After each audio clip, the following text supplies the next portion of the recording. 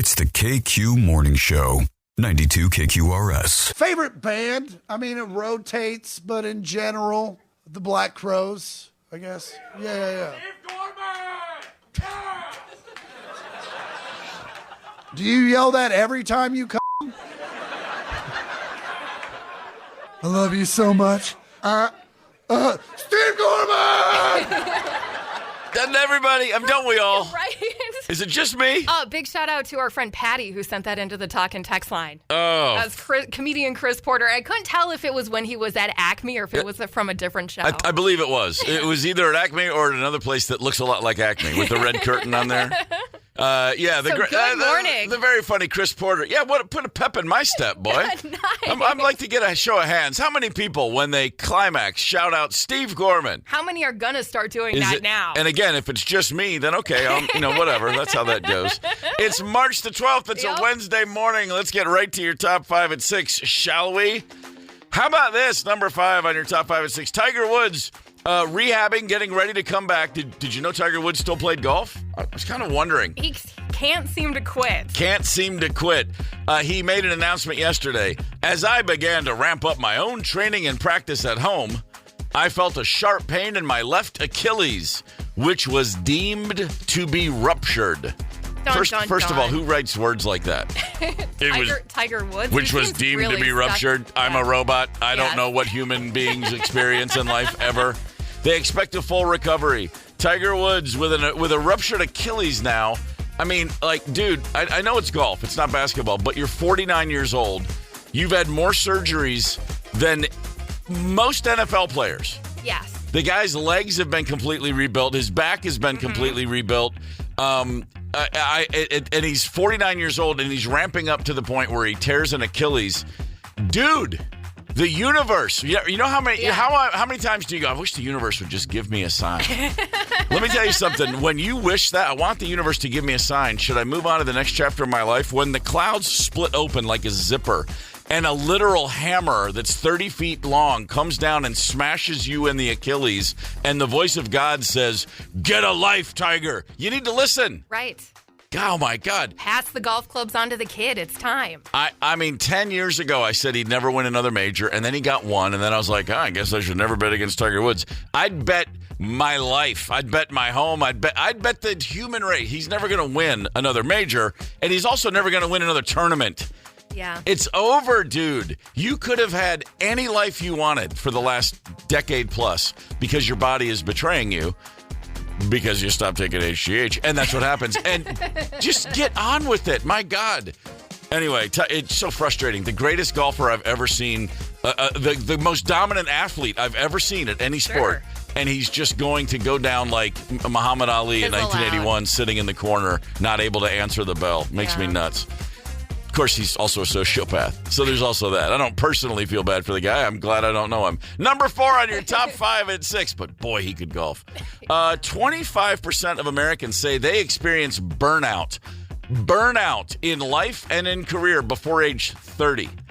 Well, that means 25% of Americans are doing it wrong. I can tell you that. What? Oh, my God. I mean, I turned 30 and was like, thank God I made it. I guess now I can start trying to be an adult. Be a grown-up? Yeah, I mean, burnout before 30. What the hell does that even mean? I mean, Ryder, when you turned 30, do you remember what you felt? Did you have any feelings either way, or was it just another year, another birthday number? I think it was just another year. I was doing a lot of partying at the time and still getting up real early. So, yeah, it was just a kind of another year. I did a Dirty 30 party. There was a picture of me at a bowling alley with about 7 or 8 PBRs around me, passed out on a table. Nice. It was like, Yeah. Time to regroup and ramp it up. I like that.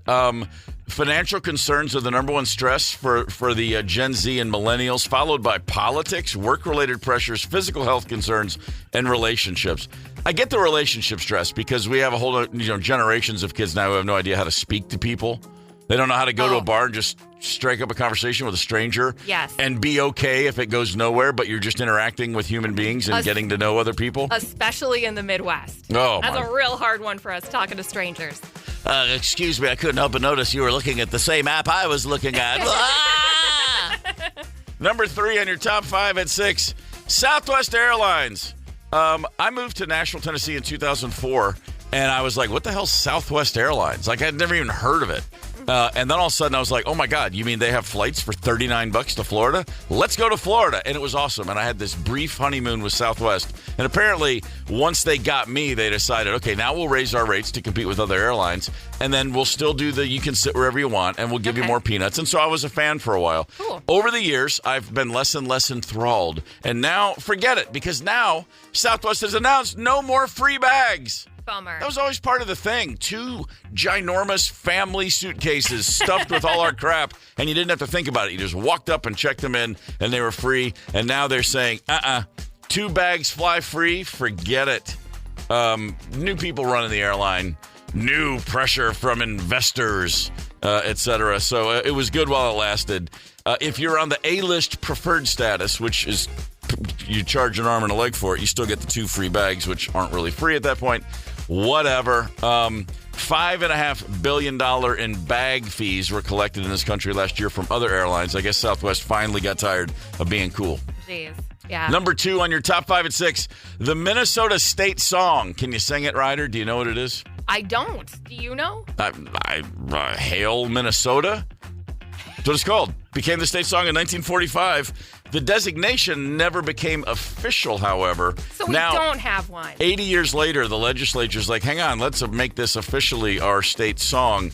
To this day, we still sing Hail, Minnesota frequently in everything from every football game to every graduation ceremony. Okay, I've only been here. I'm in my 3rd year, but I've never heard anyone walking down the street go, Hail, Minnesota. So how about this?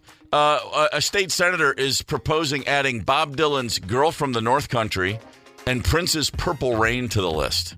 So we're going to have 3? He's like, hey, man, let's have all 3 up there because, Hail Minnesota speaks for itself, I guess. But then you got local talent, like local iconic, global, sensationally impactful talent, Prince and Bob Dylan.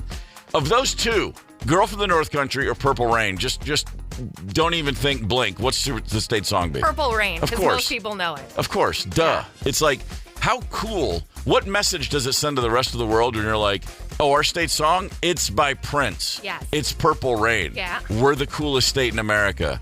Done.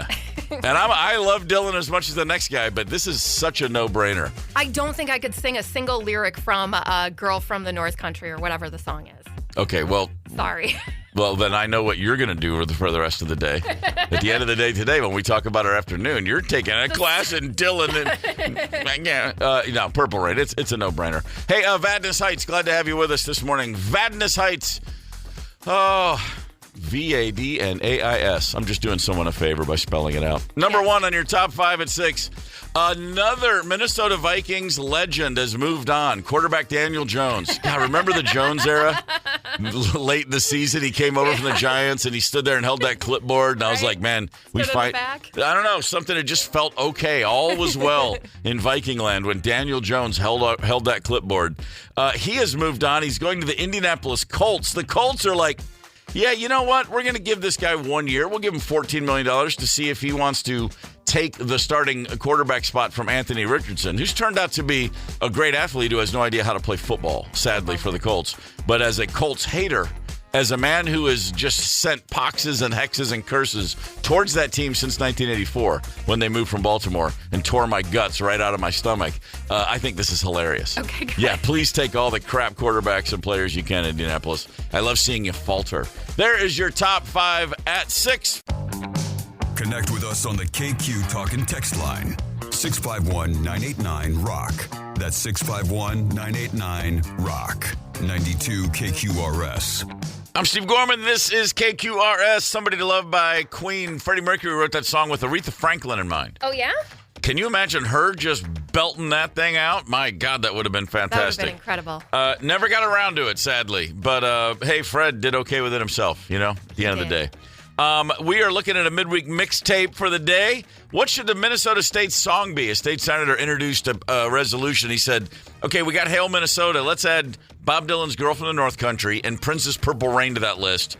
But there's a few other good ones on here. There was the, Let's see. Evil Woman by Crow is a suggestion. As a woman who is a Minnesotan, I feel a little offended by that one. What does that have to do with Minnesota? How about The Biggest Ball of Twine in Minnesota by Weird Al Yankovic? Thumbs up for that. I'm going to dig that one up later. It'll be stuck in your head the whole rest of the day. No, I don't. I can't even pretend to look forward to that.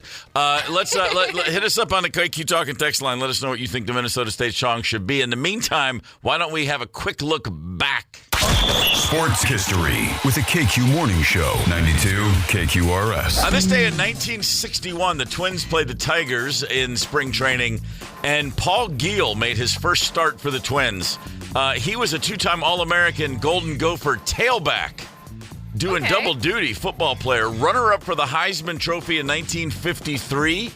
Actually, in the College Football Hall of Fame, he spent 6 seasons in the majors, interrupted twice by military service.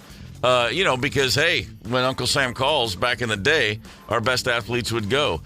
Struck out the only 3 batters he faced in his major league debut with the Giants in 1954, and then went on to be the athletic director at the U from 72 to 88. Nice job, Paul Giel. That's quite the resume. That's a Minnesota badass right there. It's the KQ Morning Show, 92 KQRS.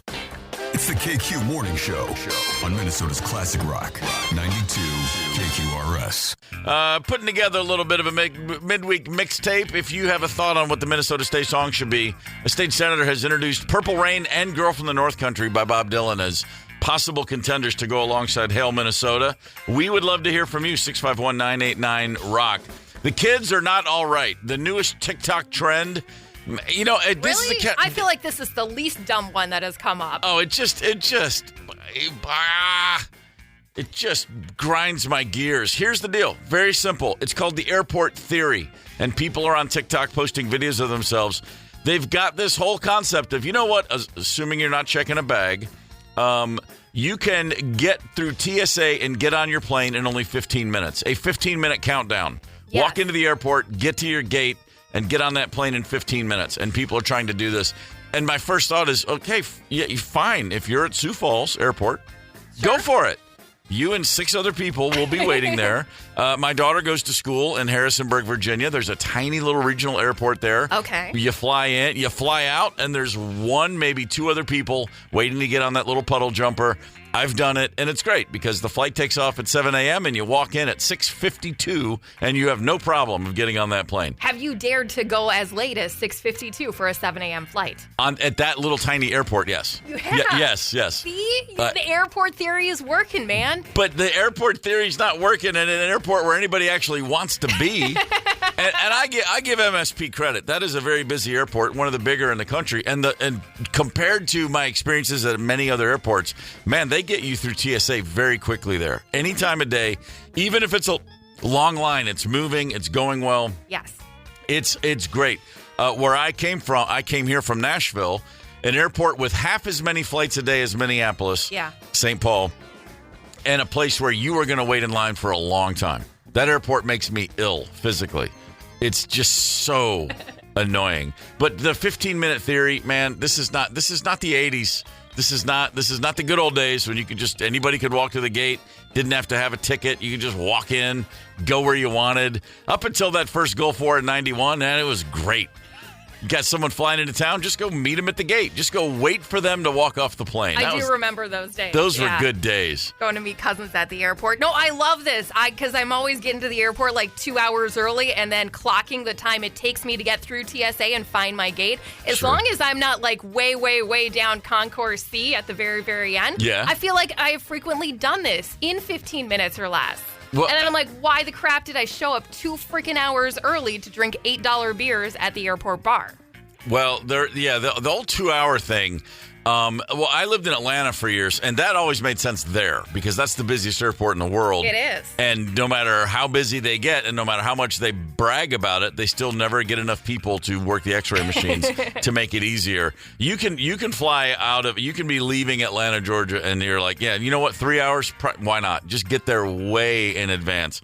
But the 15-minute thing that's still pushing it. The fact that everybody's like doing it, if you check out, if you go to anybody who's been doing this challenge, for everybody who's like made it at my gate 13 minutes, there's just as many people going, well, I'm at the bar because I missed my flight. Which is like, yeah, by the way, you know what you need? You need one guy who lives in the middle of nowhere in front of you in line at TSA who goes, why do I have to take my belt off?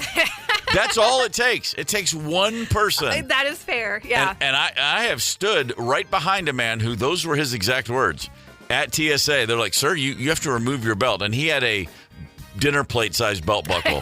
But he had an East Tennessee sounding accent, like Appalachia. And he said, why would I take my belt off? Like, he was all but saying, like, what, do you want to see my bloomers, too? I mean, he was so confused by the concept of a man doesn't remove his belt, unless he's going to have some loving or a bath. It was literally a moment where I'm like, and I'm looking at this guy going, who's with this man? Who let him into an airport on his own at his advanced age, having never been through an X-ray machine before? Why are we allowing this? And why am I standing here? And I almost chimed in. I have talked to people at TSA. In fact, here in Minneapolis, a couple of months ago, I was right behind a guy who was very indignant about removing his shoes and everything, and he was just giving the person who's going, put everything in the belt here. You don't have to take your laptop out of the bag. Do this, the TSA guy before the X-ray machine, and this guy just got something in his craw, and he was like, this is bullshit. He's just going on and on. Sure. And I'm looking at him, and he's with his date, who is like they're on a date. His girlfriend traveling together. Sure. And he's about 4 inches shorter than the woman he's with, and she's a little embarrassed, and he's just getting angrier and angrier. And I just laughed. And they both looked at me, and I go, man, you don't get how this works, do you? I'm like, these guys can ruin your day, dude. Do what they say. Yeah. Let's go. And then he's looking at me, and I'm way taller than he is, and he's just, and right away, and they get in line, and they're waiting. And the TSA woman that he's arguing with, she looks over the X-ray machine and just points to him, and the guy on the other side's like, okay. And they go right through all of his bags because he's being a douchebag. He is. And I'm like, dude, it's fine that you're 5'5". It's fine. Yeah. Get over it, because the woman was really tall. You can just tell.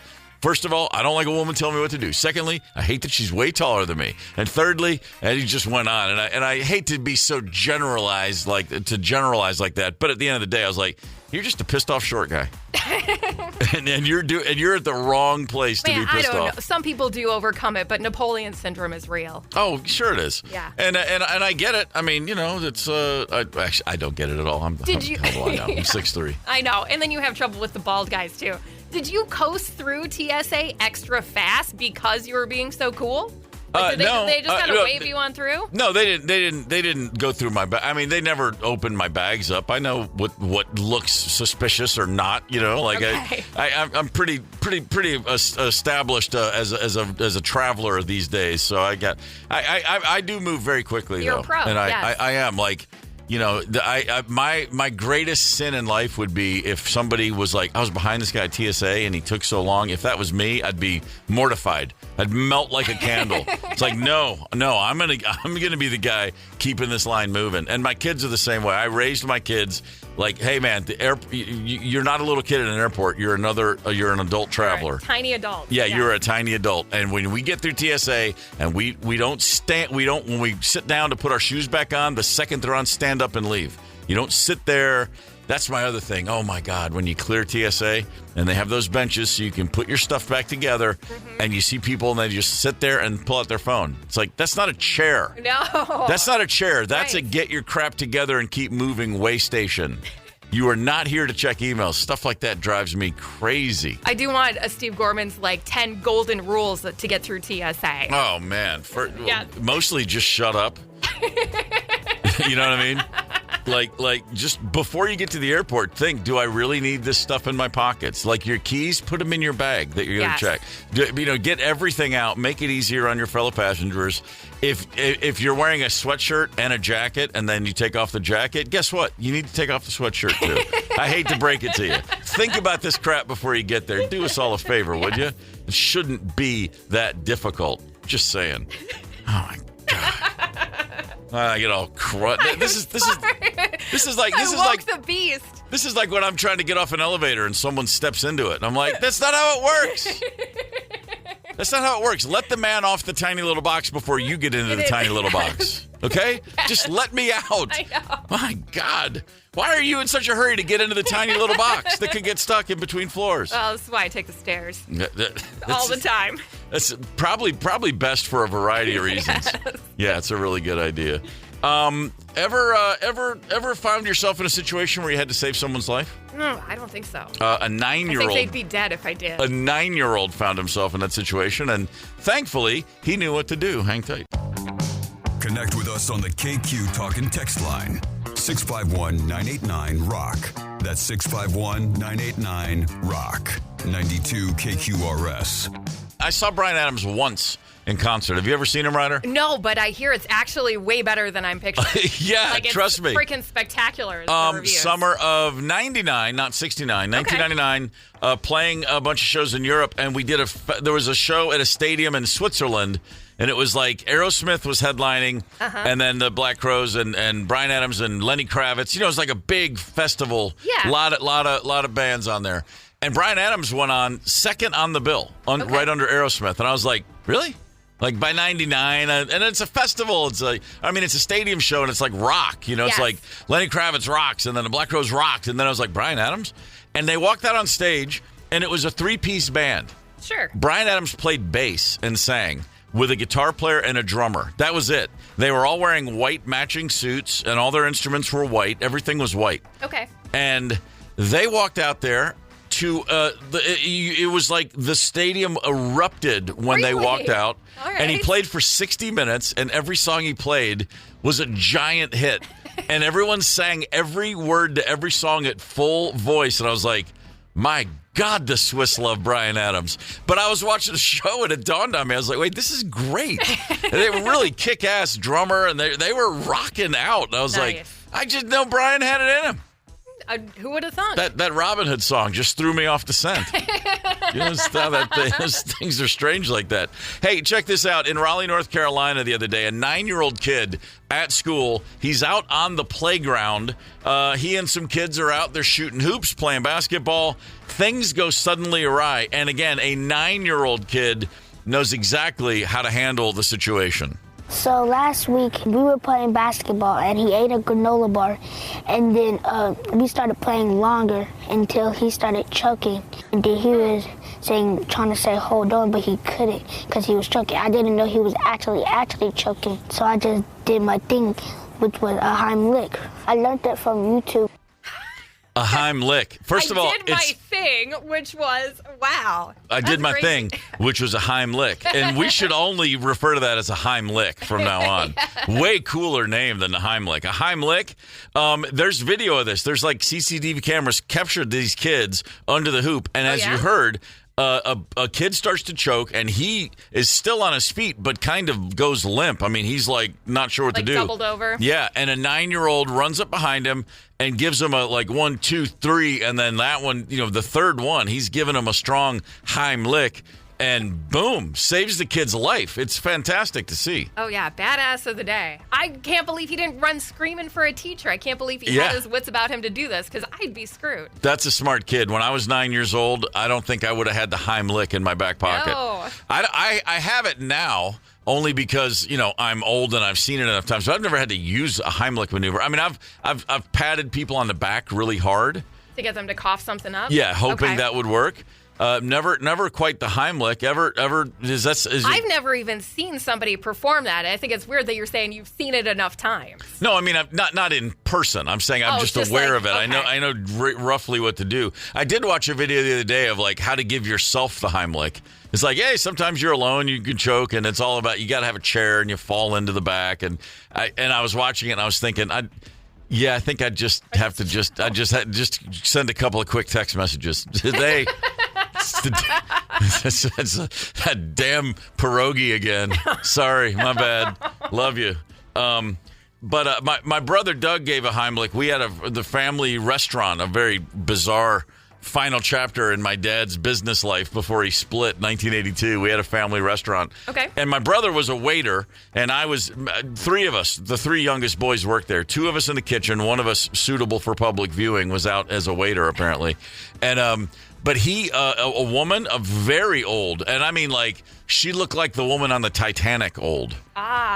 Started to choke on a gherkin pickle from a salad I had made. What? And my you made the salad? I was a salad kid. Yeah, man. Salads and dishes. That was me.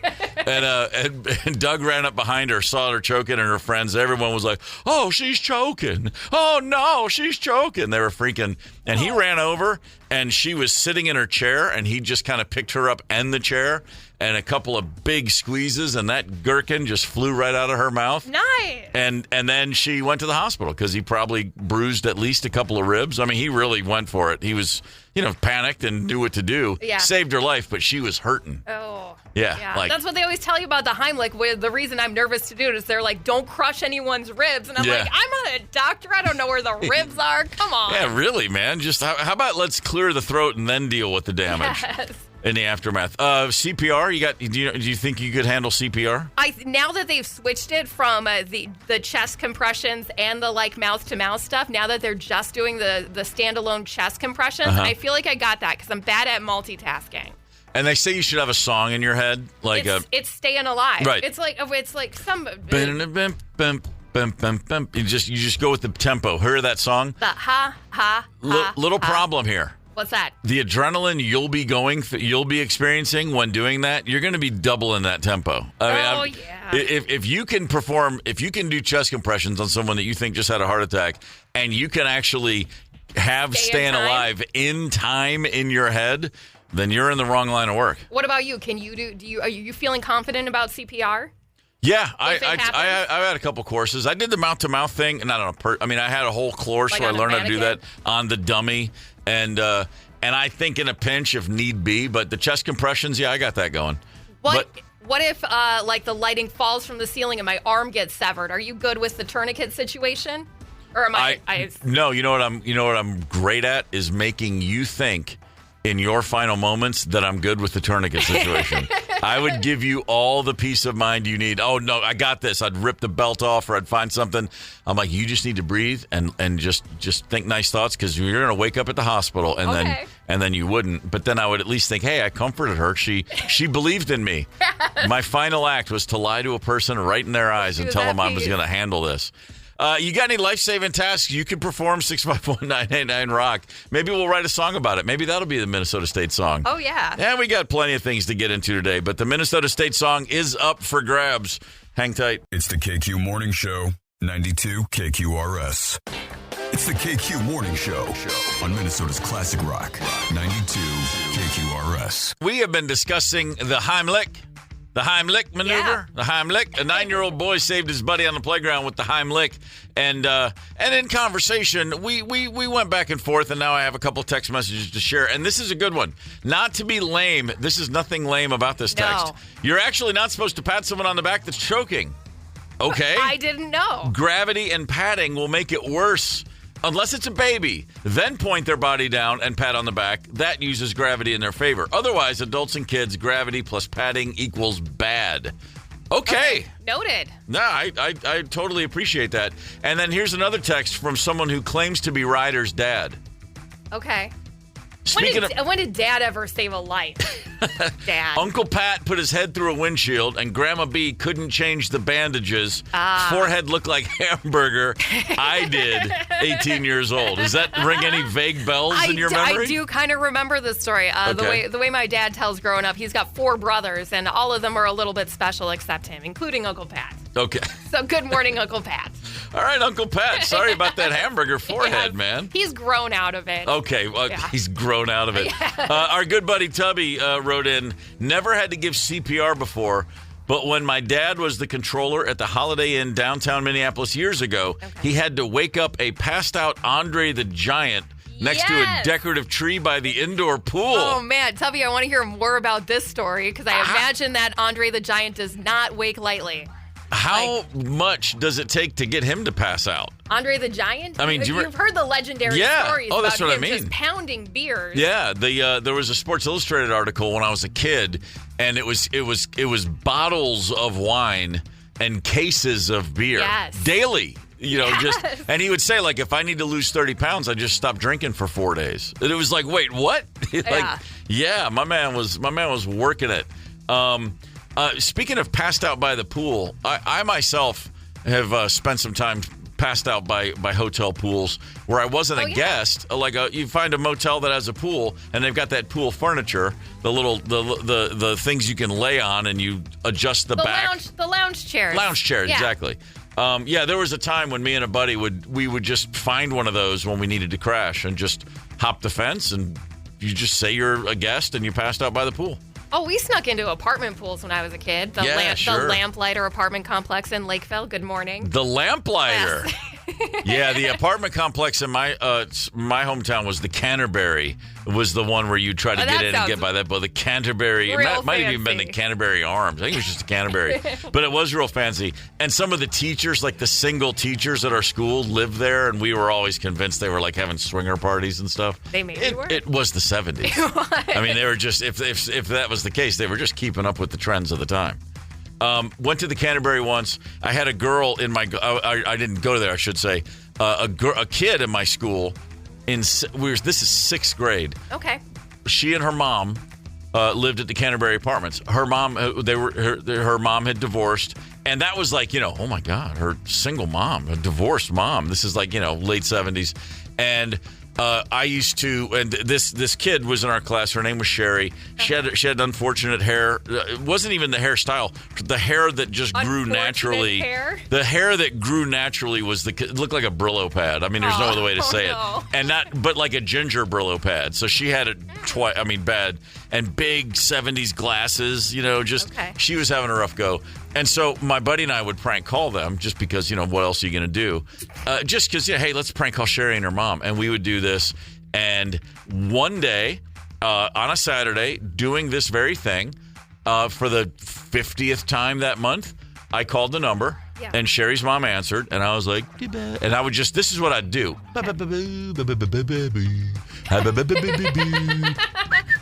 And she just stopped calling this number. She'd get so mad, and we would laugh and laugh. And then we'd see Sherry at school and be like, she has no idea that's us. And one day I did that, and the woman said, you think you're funny? You think you're funny? And I was just going along. You think you're funny? Oh, yeah. How long you plan to do this? You just going to keep doing this all day? And she's baiting me to stay on the line for long enough because then she said, operator, this is the number I need traced. Oh! And let me tell you something. My internal body clock, thermometer went to like 190 degrees. I went a hot flash. I slammed the phone down, and I looked at my friend. I go, I think she had the number traced. She said, operator, trace this number. And 60 seconds later, that phone rang. No. And I'm looking at it, and I'm looking at my friend, and I answer. I go, hello? And she said, I know who this is. I know who you are. And if you don't call me back, I'm calling your father at work on Monday. Click. Oh, no. And I'm like, holy crap.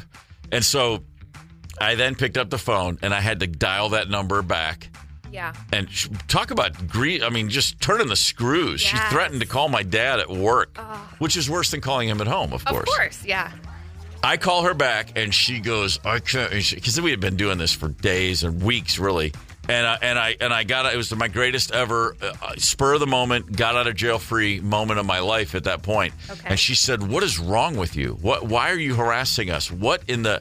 And I said to a woman, a single mom with a daughter who's not the cutest kid in school. I said, "Well, I like Sherry, and one of the boys found out, and they're making fun of me. So I do these prank calls to prove that I don't like her." So smooth. And this woman literally goes, "Oh, you do?" Oh my. And she literally goes, "Oh, honey." That's what she said, "Oh, honey." And I was like, oh, I am totally out of jail here.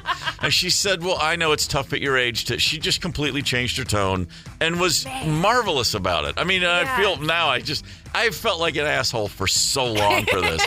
But then on Monday, of course, I walk into school and Sherry's looking at me like, hey, the big grin on her face. And I'm like, oh, my God, now I got to act like I like this girl. But I had to. I mean, I didn't do anything, didn't try to hold her hand, didn't say let's go together, none of that. But I was pleasant to her. How long did you have to placate her? Just a couple days. Okay. Which in 6th grade is like a year. Yes. Yeah, but so looking back. Like by Wednesday, I was just right back to whatever. But, man, what a moment. I'm impressed, man.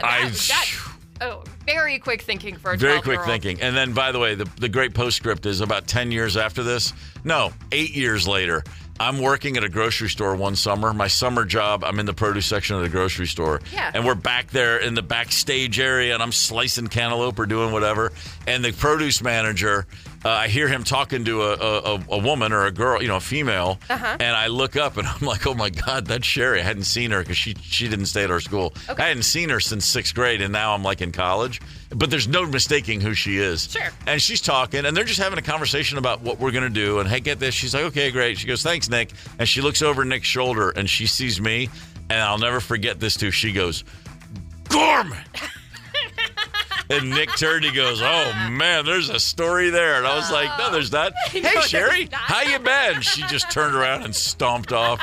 She still hated my guts. Oh, man. I live and learn. The Minnesota State song is up for grabs. A state senator has asked us to think about Purple Rain by Prince or Girl from the North Country by Bob Dylan. What do you think? 651-989-ROCK. What should the state song be, for crying out loud? I'm going to look at the old replacements catalog and come up with one. Oh, yeah. Why not give it to those bunch of drunks? Hang tight. It's the KQ Morning Show, 92 KQRS. It's the KQ Morning Show on Minnesota's Classic Rock, 92 KQRS. Tonight at First Ave, there's an interesting show. Michael Shannon, an actor you probably know whether you know or not, and Jason Narducci and friends play REM's Fables of the Reconstruction and more. For the second year, Michael Shannon and his merry band of rockers are covering REM albums start to finish with a bunch of extra songs added in. The drummer on this gig tonight, Jon Wurster, a man you may know from Superchunk, also spent some time playing with Bob Mould. Hey, there's a local tie-in. John's on the horn right now. John, good morning. Why are you up this early? I wanted to talk to you. What other reason? Oh, that's beautiful. Thank you, man. So real quick, this gig tonight, I'm an REM fan, a fanatic, if you will, that goes back to the very early days, as I know you are too. When you got the call to, hey, come out and play some REM songs, was that, I have to think that was an easy, yeah, what the hell, why not? Yeah, I like you, I was a fan since I was a kid. So a lot of these songs are kind of already in my DNA. So I kind of already knew a lot of them. So it was kind of an easy choice, I think, for Jason and Michael to get me in, because it wouldn't be a whole lot of homework to do, I guess. Right. Now, did you know Michael Shannon before this thing came about? No. I only met him once through Jason, but I didn't know him at all. And it's funny, the first day of rehearsal, we practiced at Jason's house, and I didn't really know Michael, and I see this guy kind of, wandering around the street outside of Jason's house, and I'm thinking, that's either Michael Stipe or Michael Shannon. I'm just going to follow him into the house, and it was Michael Shannon. So he's it worked. It's not an enviable thing to get on stage and I guess tip your cap to Michael Stipe, who's one of the unicorns of rock history. And here's Michael Shannon, who is this is a guy who's been nominated for 2 Academy Awards. He has won Screen Actors Guild. I mean, he's a spectacularly successful film actor, and yet he puts himself on stage every night with one of the most sacred to the people that love REM. I mean, that's as sacred as it gets. What do you think drew him to this, and why would a guy who's got everything going on that he has going on put himself through the rigors of going up and singing Michael Stipe songs? Because he can. It's that simple. That's a good point. Well, I think so. And he it's really interesting just being around him, every day, because he really, he inhabits this. So it's you get a real sense of how he approaches acting. And he doesn't really become Michael Stipe, but he's doing his interpretation of what it is. And, and he only takes one thing at a time. It's really interesting. Like, he's working on films that he's about to do, and plays and things. Mm-hmm. But he just devotes himself to this while he's doing it. He doesn't really think of anything else. I'm doing this REM thing, and I'm learning and memorizing and inhabiting these 40 songs we're up to now. So it's really impressive just to kind of watch him take this so seriously. We all do, but he's the focal point. So it's heavy for him. Jon Wurster's with us on KQRS tonight at First Ave.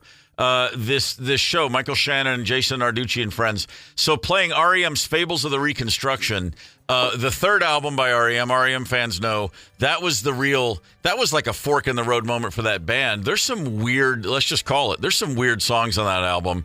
And like you said, it's in your DNA. You knew these songs growing up, but I'm sure playing them, it brought you to a whole new level of what the hell were they thinking in 1985? Yeah, it's really fun to get under the hood of these songs because there's, it's a very murky record in terms of just, the songs and the way it's produced. So it's nothing really sticks out until you really get some good headphones on and really listen to it. Mm-hmm. And I've gotten to become friends with Bill Berry, the drummer, from REM, and so he's given me pointers too. So it's been really fun to kind of pick up little things that I would never have thought of, like how like you'll pick up like a little hi-hat thing that you never knew was really there, mm-hmm. And so it's been really fun to do that, and we all take the things we learn from this to our other bands too, and I see it as school kind of. Yeah. Well, trying to figure out and play Bill Berry parts is anybody's idea of a long day. I don't know a drummer that's ever sat down and gone, oh, you know what, I'm gonna put on Chronic Town and knock that out, or any REM that Bill Berry played on, and then you find yourself stopping midway through going, wait, what the hell was that? Yeah. That guy is a very, very bizarre genius on the drum kit. Oh, yes, incredible genius. And one thing I learned, and maybe you learned this when you started to play these songs, is there's so much ska in it. Like there's a weird amount of ska in the drums. It doesn't sound like it in context, mm-hmm.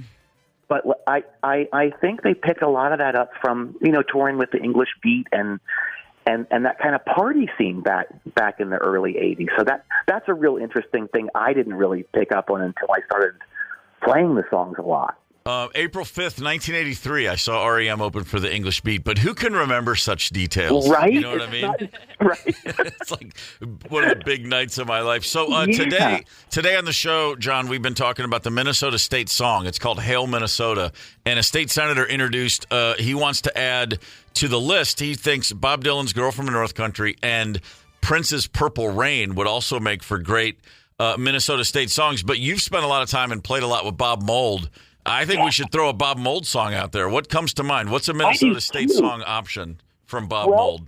The first song that came to mind was this Husker Du song called "Celebrated Summer." Nice. Which summers here in the cities are always really nice. So I always think of that when I hear that song. The first Husker Du single is called "In a Free Land," and I think that's a good one. I think that's In a Free Land. Yeah, hey, right on. All right, we're adding that to the list. Thank you for that. Jon Wurster, who is this fantastic drummer and a general a raconteur, a bon vivant, if you will, at the First Ave tonight with Michael Shannon and Jason Narducci. So Fables of the Reconstruction, that's 10 or 11 songs, and then a whole bunch more from the REM catalog, if memory serves. So I'm going to be down there tonight. I'm looking forward to seeing you, and I'm looking forward to watching you play. And thanks for calling in this early. Thank you, Steve. I'll see you tonight, and it's going to be fun. And it starts at 8:30. It's kind of early tonight. So you're singing my song, brother. Appreciate that. Yeah. All right. See you in a bit, Jon. Thanks. All right. Thanks, guys. Bye. All right. Let's get right to your top 5 at 9. If you care to know what we think you need to know, Tiger Woods. Remember him? Golfer? Real good, Ryder. Bagley, yeah. Back in the day, oh my, was he really good. He's getting ready, gearing up for yet another season on the links, and sadly, he tore his Achilles tendon. Oh, bummer. He's 49 years old. This is the 900th 432nd injury he's sustained. If only he'd won a championship or some kind of, had some kind of prestige to his name. If he could have just at some point recognized, I accomplished what I came to do. It's time to hang up the clubs. I would imagine he's had more surgeries than every other golfer on the tour combined. Because every time you hear from Tiger Woods lately, it's another, his body betraying him. Tiger Woods' dad, Earl, who famously raised him to be a great golfer, used to say Tiger's greatest impact will be not on the golf course. It'll be off the course. He will change the world. He used to say those things. That's pressure. Tiger, the universe is suggesting maybe it's time to get on Act 2. Yet another. I mean, sorry, man. When you tear your Achilles, that's not something you just get over in a hurry. No. Tiger, buddy, you've won all there is to win. You are the greatest golfer at one time. Well, I don't know if he's the greatest golfer. You can argue about blah, blah. This is what he has done. This is what Tiger Woods had that Michael Jordan also had that LeBron James doesn't, that Mickelson doesn't. When he was at his best, the gap between him and the number 2 golfer was enormous. Sure. And when Michael Jordan was at his best, the gap between he and whoever your next pick was enormous. That's why I still say Michael over LeBron or anybody else you want to name. Tiger and Jack might have more majors, but I'm sorry, man. Tiger, when he was doing it, 2000, 2001, those years, sorry, the number 2 golfer in the world did not matter. No. So, Tiger, please get a hobby. Yeah. Macrame. Relax, Pottery. dude. Yes. Pottery. Just put on that Righteous Brothers song and make some clay pots like Demi Moore used to do. Number 4 on your top 5 at 9, 25% of Americans say they are experiencing burnout before they turn 30. If you're burning out before 30, you are not drinking enough. I mean, what? That's come on, man. I love that the younger generations are healthier, but they're stressing about their health. So you're kind of what am I trying to say? You're canceling each other out. Yes. Yeah. Congratulations on your fitness regimen. The fact that you're stressed about it means have a drink, for God's sake. Get to drinking, get to smoking. You know what? I was just going to say that, too. I would never suggest anyone smoke except people that need to smoke. And we all know people that you look at them and you know what? I think cigarettes would actually be good for you. And 25% of people under 30 get a pack of cigs. I was thinking about weed, but, you can go that way, too. Either way. Yeah. You know what? But see, that sometimes the paranoia creeps in. And I think these are people that need a good old jolt of nicotine myself. Number 3 on your top 5 at 9, Southwest Airlines. The party's over, baby. No more free bags as of May 28th. So I don't know if that's going to really impact your choice in where you fly. I love when airlines go, we know you had a choice in travel. Thank you. No, I didn't. I needed to go at this time on this day, and you were the only assholes who booked the flight. God, stuff drives me crazy. Southwest, I did always appreciate the 2 free bags thing for every passenger. When you're traveling with kids, when we would go take trips, you just never even have to think about, you not only do you not worry about the bags, but you can just cram so much crap in them and they're free. They don't, it's just 49.5 pounds. I know exactly what that feels like in my hand. 49.5 pounds. I never go over, baby. I have got that. It's a sixth sense. Boom. I can tell you if you're at 50 pounds on your suitcase or not. Number 2 on your top 5 at 9, as we have mentioned several times throughout the day, the Minnesota State song. Right now, it's Hail, Minnesota. To this day, we still sing Hail. Snooze fest. Yeah, since 1945. But now, but here's the deal. It became the state song in 1945, but the House, the state Congress never fully made it legal. It was never legislated in. So now they're saying, okay, well, we've got to make it official. And if we're going to make it official, let's add 2 songs to the list. Prince's Purple Rain, Bob Dylan's Girl from the North Country. That's covering some strong bases. Any state that has Bob Dylan and Prince, you're like, okay, well, we're in the top tier. Yeah. And those songs right there, I like it. But for my money, and we've talked about this, Purple Rain seems to be the obvious choice here. It seems to be the easiest one to sing along to. Absolutely, it does. And I'm thinking to myself, where do you want to go this summer? Well, Minnesota just named a Prince song their state song. A lot of people will be like, well, then let's go there. That's how the world works. Music fans are great. Yeah.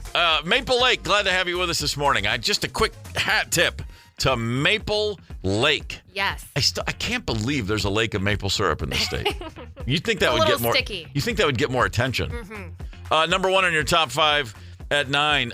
Vikings fans suffered another devastating blow overnight when we found out that we no longer have Daniel Jones on the roster.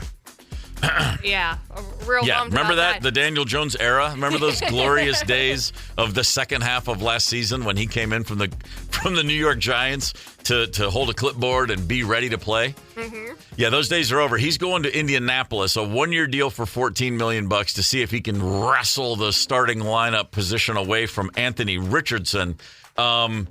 To which I say, okay, great. That just means, hey, J.J. McCarthy, bud, the Vikings are letting you know it's all about you. They must trust that those knees are in good shape. They must like what they're seeing from this kid. So let's get the J.J. to J.J. train rolling this season. Let's get ready for it. All right, there's your top 5 at 9 for a Wednesday. Hey, check this out. The 2025 Tee It Up Golf Cart number 3 presented by Club Champion is on sale now. Golf 7 area courses and save over $200. Text the word golf to 651-989-ROCK. Did you get out to the driving range this week like you planned? No, of course bummer. not. No, my day got away from me before I was even out of the building. Still in the back of my mind as a thing I need to do several times. But anyway, as we are at the end of our day here at work, what are you going to do today, Ryder? I'm going to do 2 things today. The first thing I'm going to do is make sure that everybody in this building, in the whole metro area, has heard this clip. Favorite band? I mean, it rotates, but in general, the Black Crowes, I guess. Yeah. Gorman! Is that you? Do you yell that every time you come? I love you so much. I love you so much. Steve Gorman! Chris Porter, he's super funny. That dude's awesome. Chris Porter is awesome. And the other thing I'm going to do is my Netflix has been telling me to watch the Ric Flair Nature Boy 30 for 30, which I think came out a while ago. But oh, wow. Yeah, okay.